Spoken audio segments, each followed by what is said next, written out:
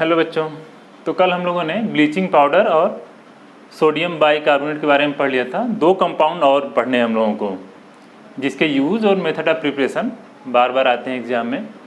तो उसमें से नेक्स्ट है वॉशिंग सोडा। तो वॉशिंग सोडा क्या है? तो वॉशिंग सोडा का ये इसका ट्रेड नेम है, वैसे इसका केमिकल फार्मूला होगा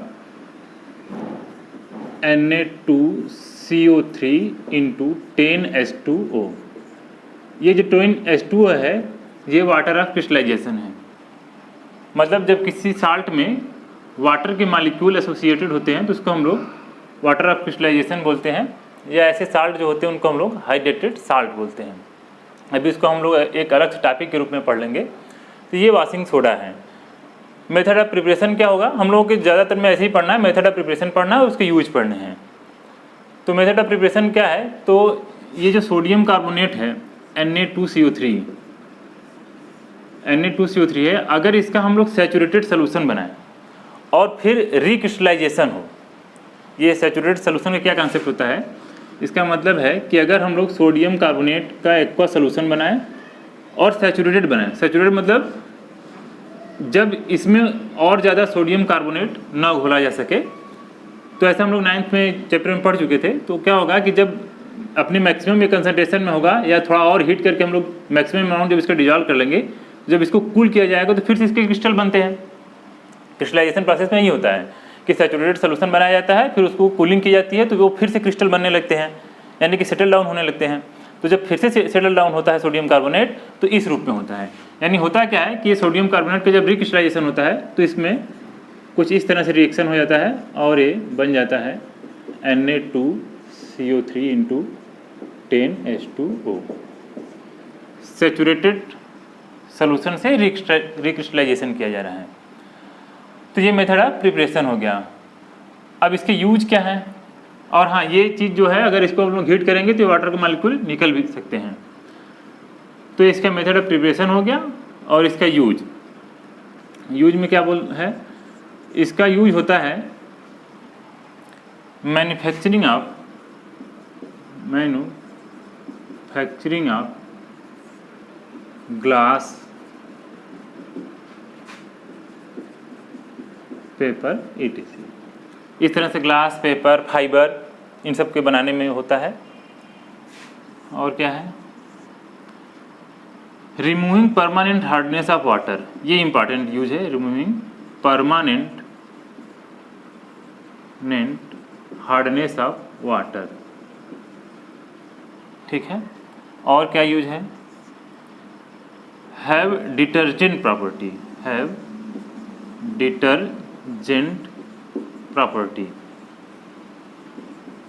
so used as cleansing agent।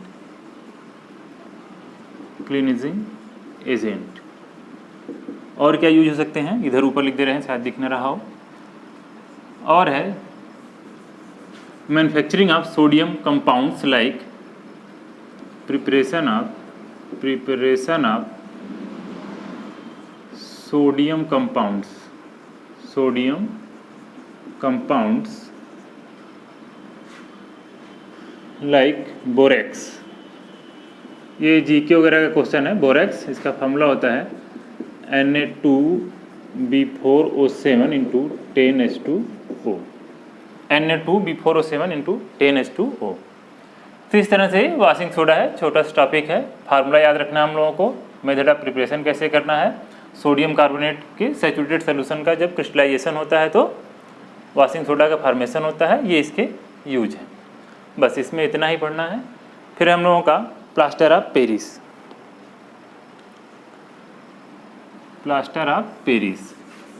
ये इरेज कर दिया जा रहा है। प्लास्टर ऑफ पेरिस, POP जिसको शॉर्ट में लिखते हैं, plaster of Paris. Washing soda में ज़्यादा नहीं था, उतना ही था। इसमें भी ज़्यादा नहीं, छोटे छोटे टॉपिक्स हैं। इसका केमिकल फार्मूला है CaSO4 × 12H2O,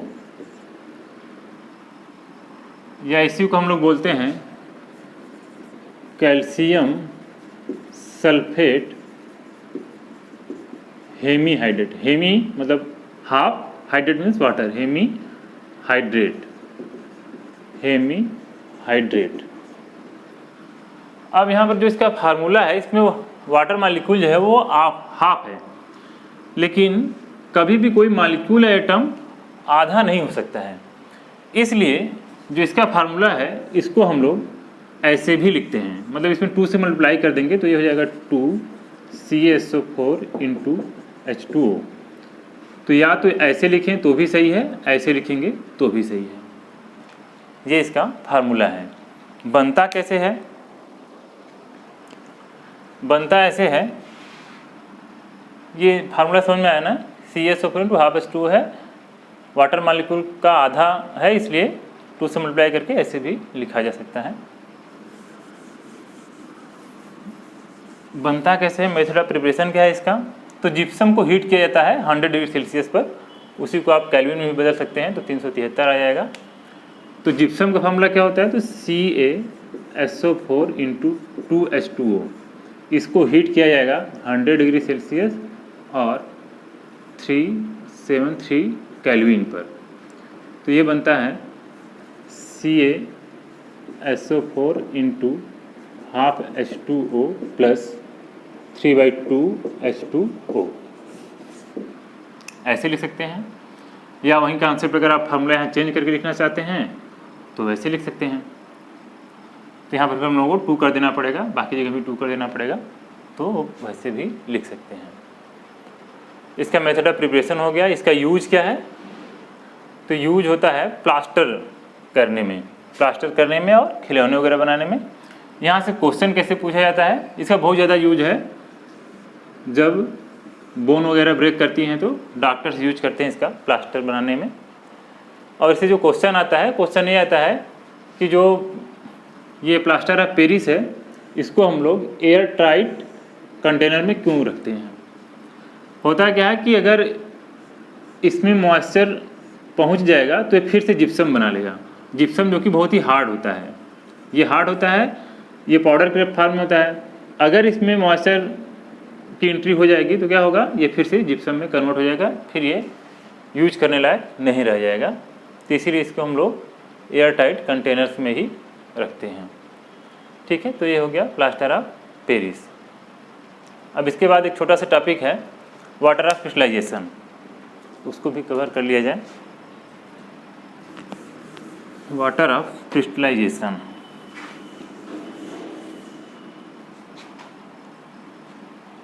समझ में आ रहा है ना? इजी है।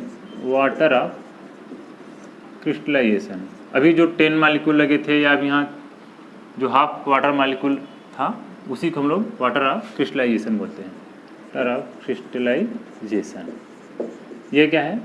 तो अगर डिफिनीशन वाइज देखें तो क्या है कि some salt contain definite amount of water molecule known as water of crystallisation. आप लिख सकते हैं कि सम salt contains definite amount of water molecule known as water of crystallization।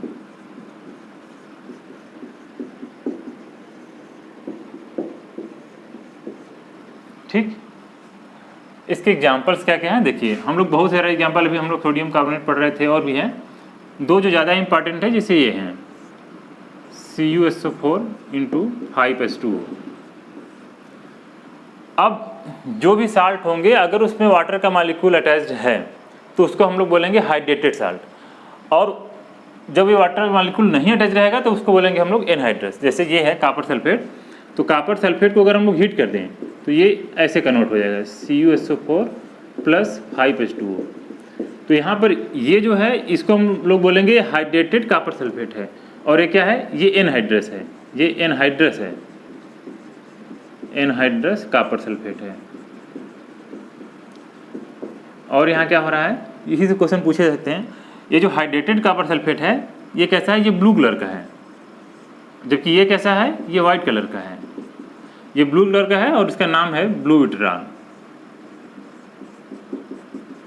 ये ब्लू विट्राल है जब वाटर मालिक्यूल इसमें अटैच है तब एक स्पेसिफिक कलर होता है, लेकिन ऐसा हर जगह नहीं होगा कि अगर वाटर मालिक्यूल अटैच है तो उसमें कलर आए ही, ऐसा कोई ज़रूरी नहीं है।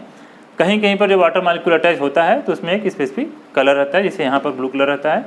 जब इसको हीट किया जाएगा तो जो वाटर ऑफ क्रिस्टलाइजेशन है वो स्केप कर जाएगा और ये एनहाइड्रस कॉपर सल्फेट ऑब्टेन होता है। वैसे ही ये है FeSO4 × 7H2। तो जैसे ये ब्लू कलर होता है वैसे ये ग्रीन कलर होता है, तो इसलिए इसका नाम है ग्रीन विट्रॉल। ये है ग्रीन विट्रॉल। इसको भी जब हीट किया जाता है तो ये बन जाएगा FeSO4 + 7H2O। तो इस तरह से हम लोगों का आज वाटर ऑफ क्रिस्टलाइजेशन हो गया, वॉशिंग सोडा हो गया और प्लास्टर ऑफ पेरिस हो गया। बहुत ही छोटे छोटे टॉपिक्स थे, बस इसमें ये फार्मूले याद रहने चाहिए। जैसे प्लास्टर ऑफ पेरिस का वही इंपॉर्टेंट है, फार्मूला ही बार बार कंफ्यूज कर देता है। तो इस तरह से हम लोगों का ये चैप्टर खत्म हो गया। अब इस चैप्टर का और फर्स्ट चैप्टर का, दोनों चैप्टर के हम लोगों के एक्सरसाइज करने हैं, उसको हम लोग एक अलग से वीडियो बना के पढ़ लेंगे। तो आज के लिए इतना ही, थैंक यू।